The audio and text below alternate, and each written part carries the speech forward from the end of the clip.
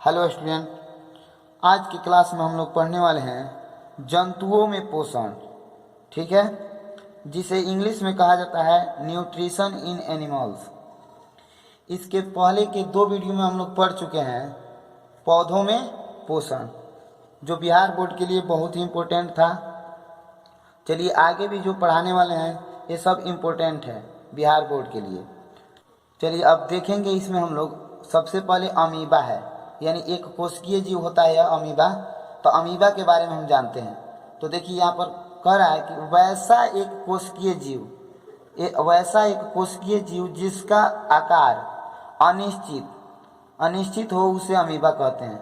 देखिए वैसा एक कोशिका वाले जीव जिसका आकार क्या हो, अनिश्चित। जिसका आकार अनिश्चित का मतलब हो गया कि उसका परफेक्ट रूप से कोई रूप नहीं होगा, मतलब वो बदलता रहेगा उसका रूप। जैसे इस तरह अभी इस तरह दिख रहा है, अभी इसका प्रचलन अंग बदल जाएगा, यानी ये जो बनाया है यह इधर बना सकता है, अभी बना देगा। मतलब इसका बदलता रहता है, जो भी प्रचलन अंग होता है वो बदलता रहता है। इसका आकार कोई निश्चित नहीं रहता है कि किस शेप का रहेगा यह। मतलब इस तरह दिख रहा है तो इसी तरह नहीं रहेगा, अभी बदल जाएगा इसका आकार। इसलिए इसे हम क्या कह सकते हैं, अनिश्चित आकार वाले हैं।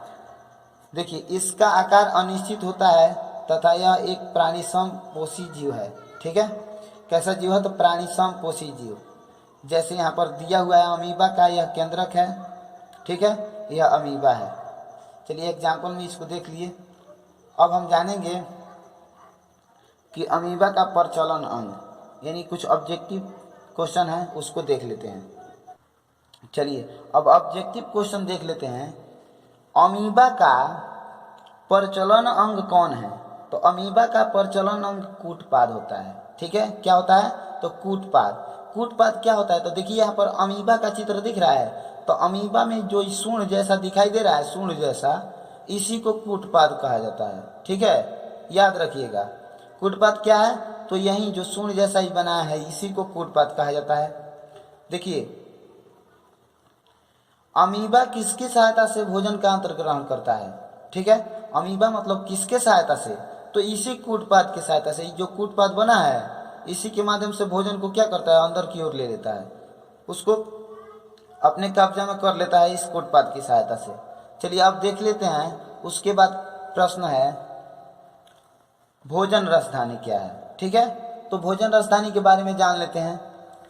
देखिए भोजन रसधानी यहाँ पर दिया है इसका आंसर कि शरीर के जिस भाग में कूटपाद भोजन को पहुँचाते हैं उसे भोजन रसधानी कहते हैं। मतलब शरीर के जिस भाग में कूटपाद भोजन को पहुँचाता है उसे हम क्या कहते हैं, तो भोजन रसधानी कहते हैं।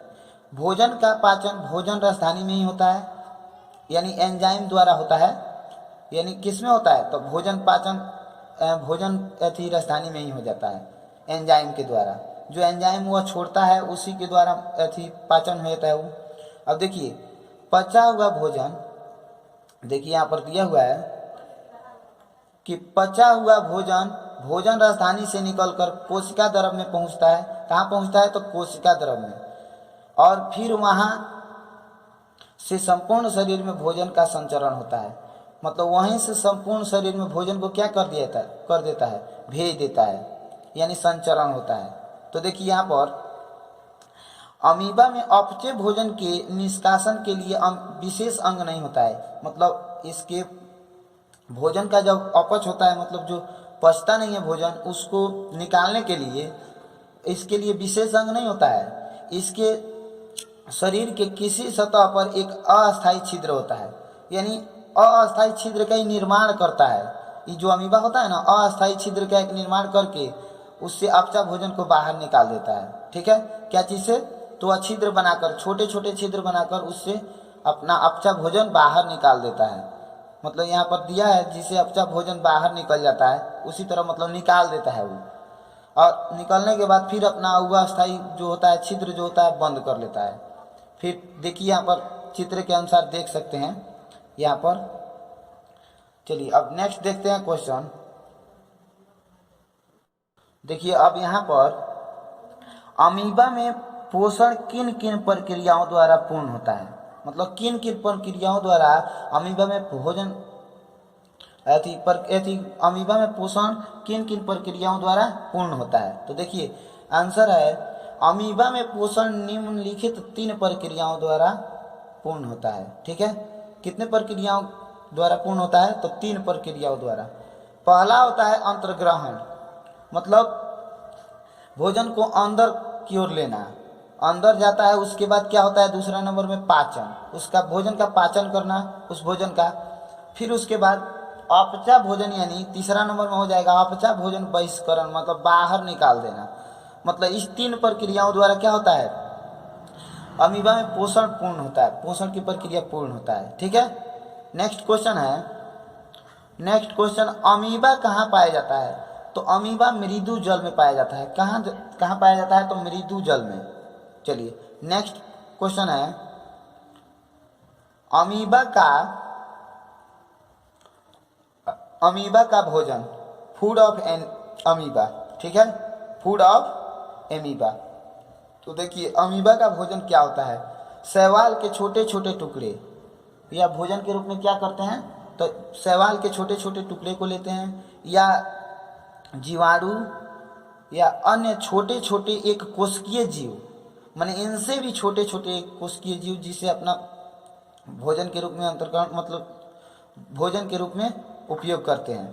तो देखिए नेक्स्ट है, उसके बाद मृत कार्बनिक पदार्थ के छोटे छोटे टुकड़े, मतलब जो छोटे छोटे निर्जीव कण गिरता है जैसे जल में, उसी को क्या करते हैं? अपना भोजन बनाते हैं। चलिए अब उसके बाद नेक्स्ट क्वेश्चन है,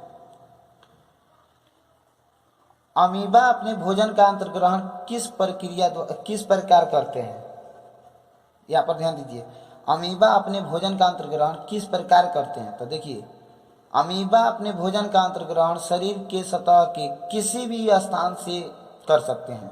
मतलब कहीं अपना, जैसे अपना कूटपात बना करके भोजन का अंतर्ग्रहण कर लेते हैं। इनमें भोजन के लिए अंतर्ग्रहण के लिए मुख जैसा कोई निश्चित स्थान नहीं होता है। ठीक है, मतलब इसमें जो अमीबा होता है ना, उसमें मुख जैसा कोई स्थान नहीं होता है। जिधर अगर भोजन दिखेगा उधरे अपना कूटपात बना लेगा और उसको क्या करता है? घेर लेता है, और घेर करके अपना भोजन, मतलब भोजन राजधानी का निर्माण करता है। फिर उसमें अपना उसको भोजन को पचाता है। ठीक है, इस प्रकार से होता है। तो इसके लिए कोई मुख जैसा कोई निश्चित स्थान नहीं होता है, याद रखिएगा। चलिए अब उसके बाद अमीबा के बारे में हम लोग पढ़ लिया। अब देखेंगे हम लोग पैरामीशियम, यानी पैरामीशियम के बारे में जानेंगे। ठीक है, ये भी इम्पोर्टेंट है, इसको भी बढ़िया से देखिएगा। पैरामीशियम एक कोशिकीय प्रोटोजोआ संघ का प्राणी है।